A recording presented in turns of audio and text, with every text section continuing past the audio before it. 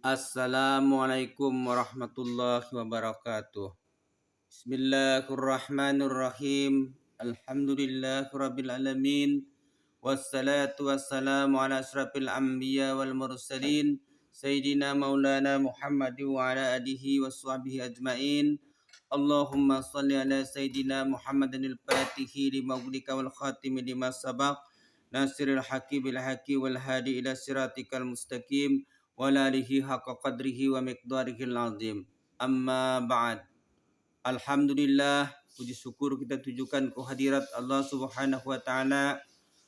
Allahumma shalli ala sayyidina Muhammad wa ala ali Muhammad. Salawat dan salam kita tujukan kepada junjungan kita Rasulullah sallallahu alaihi wasallam dan kepada seluruh keluarga beliau, sahabat beliau, kerabat beliau, zuriat beliau dan orang-orang yang mengikuti beliau hingga hari yaumil kiamah nanti. Nama ulun Badrun bin Adul bin Antung bin Jalal. Ulun adalah hadim daripada Rumah Al-Quran As-Salam, Komplek Dinar Mulia, Kecamatan Gambut, Kabupaten Banjar, Provinsi Kalimantan Selatan.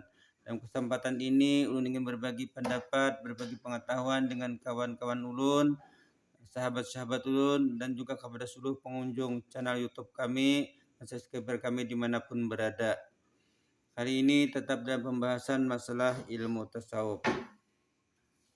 Siapa yang bergembira apabila mengerjakan amal kebaikan, dan siapa yang bersedih apabila ia mengerjakan amal kejahatan.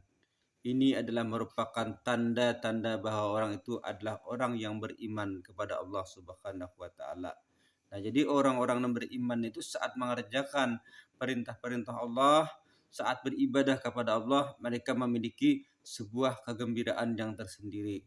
Dan tatkala mereka melakukan satu kesalahan dan mereka merasakan kesedihan yang sangat besar, ini merupakan adalah tanda-tanda bahwa orang itu memiliki iman kepada Allah Subhanahu wa taala.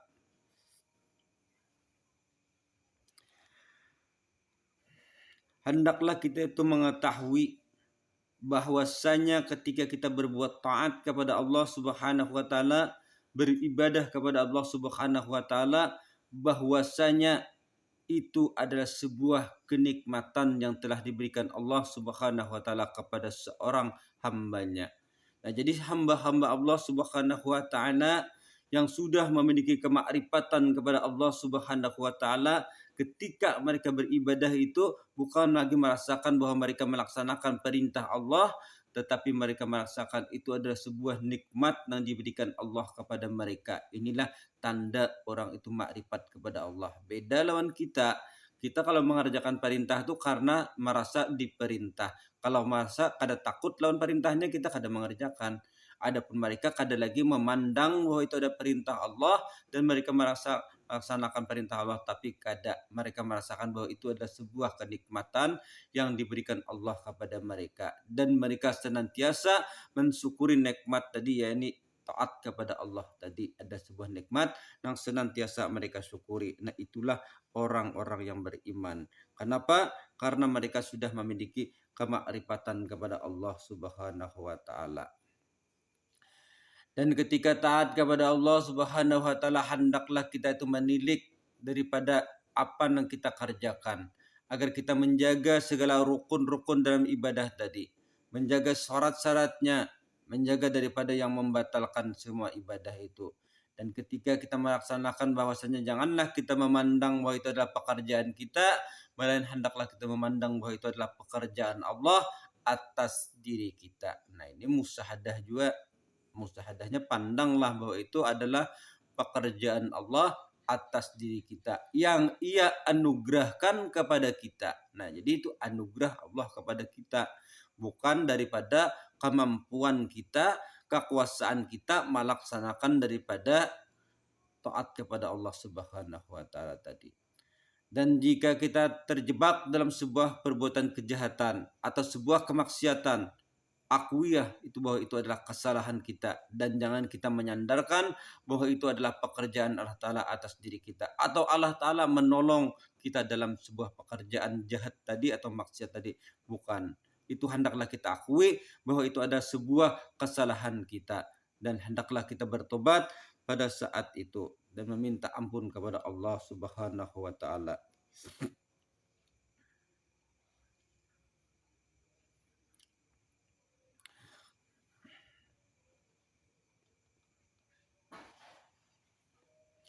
Tak ada dosa besar di sisi Allah taala. Artinya tak ada dosa besar di sisi Allah taala itu yang menegah dirimu untuk berbuat baik kepada Allah Subhanahu wa taala. Artinya sekalipun kita pernah melakukan dosa dan dosa itu tercatat sebagai dosa besar, itu artinya kita tetap masih bisa bertobat kepada Allah dan kita bisa meminta ampun kepada Allah dan kita tetap bisa berbuat taat kepada Allah Subhanahu wa taala. Artinya kadang mencegah kita daripada berbuat taat kepada Allah Ta'ala. Kalau kita melaksanakan dosa besar, lalu kita berputus daripada rahmat Allah Ta'ala, kita menganggap diri kita ini kada diterima lagi tobat kita oleh Allah Ta'ala. Dosa kita kada diampuni lalu oleh Allah Ta'ala. Lalu kita menganggap kita ini sudah kada kawal lagi mendapatkan rahmat daripada Allah Ta'ala. Itu kada kaya itu. Sekalipun kita pernah melakukan dosa besar, sebesar apapun dosa kita, tapi keampunan Allah Ta'ala terhadap hambanya itu lebih besar daripada dosa kita. Murka Allah Ta'ala kepada seorang hambanya itu lebih besar lagi kasih sayang Allah kepada seorang hambanya. Bila mana kita mau kembali kepada Allah dan mengakui daripada dosa-dosa kita dan kesalahan-kesalahan kita terhadap Allah Subhanahu wa taala. Mau atau kada kita mengakui kesalahan kita dan kembali kepada Allah Subhanahu wa taala. Ada kalanya seseorang itu melakukan kesalahan-kesalahan, melakukan dosa-dosa dan melakukan kemaksiatan-kemaksiatan. Pada suatu ketika dia menyadari bahwa itu adalah sebuah kesalahan, bahwa itu ada sebuah dosa, dan dia meminta ampun kepada Allah Subhanahu wa taala. Dosa-dosa ternyata dosa yang pernah dia lakukan tadi menjadi satu jalan untuk pendekatan dirinya kepada Allah Subhanahu wa taala. Karena dia merasa dosa dan dia merasa berdosa, dia meminta ampun kepada Allah dan Allah mengampuni daripada dosa-dosanya. Maka kejahatan yang pernah ia lakukan tadi menjadi suatu jalan baginya untuk menghampirkan diri kepada Allah Subhanahu wa taala. Seperti mana Allah Subhanahu wa taala berfirman, "Innallaha yuhibbut tawwabin wa yuhibbul mutatahhirin." Ujar Allah Ta'ala, sesungguhnya Allah Ta'ala itu mencintai orang-orang yang bertobat dan orang yang bersuci daripada kotoran. Nah, jadi ketika itu dia pernah melakukan sebuah kesalahan di masa lalunya, namun pada saat itu dia meminta ampun kepada Allah dan Allah akhirnya mencintai dirinya karena dia mau kembali kepada Allah, bertobat kepada Allah, mengakui daripada segala dosa-dosa dan kesalahannya kepada Allah Subhanahu wa taala. Intinya kalau kita berbuat taat kepada Allah Ta'ala, taat itu adalah nikmat yang wajib kita syukuri, dan kita ketika berbuat taat kepada Allah Ta'ala, hendaklah kita musahadah bahwa itu adalah pekerjaan Allah Ta'ala atas diri kita. Itu intinya.